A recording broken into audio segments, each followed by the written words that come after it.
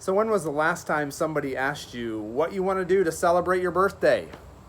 And you poo-poo it and you say, oh, I don't want anything this year. I don't want any fuss being made.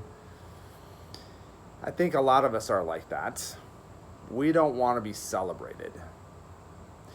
And yet, as the writer Jim Branch writes in his devotion about the parable of the prodigal son, there's something about being celebrated that strikes a chord deeply within all of us.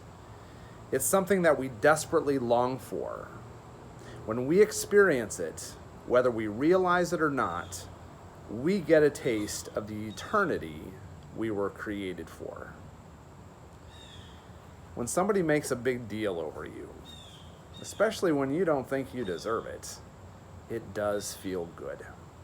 It bolsters your spirits. It makes you remember how much you were loved. In the parable of the prodigal son, when that younger son comes back home with his tail between his legs after blowing his father's inheritance, he's welcomed with open arms by his dad and celebrated.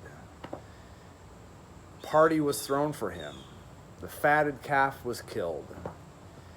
His long-lost son had returned home.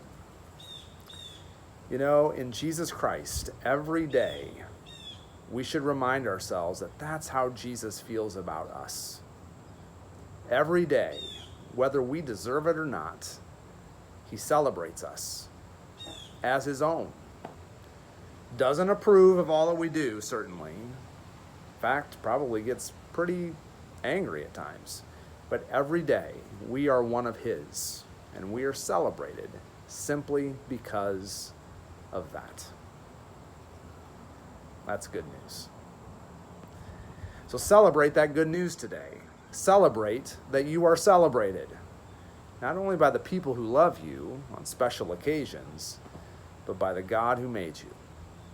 Every day, you are celebrated.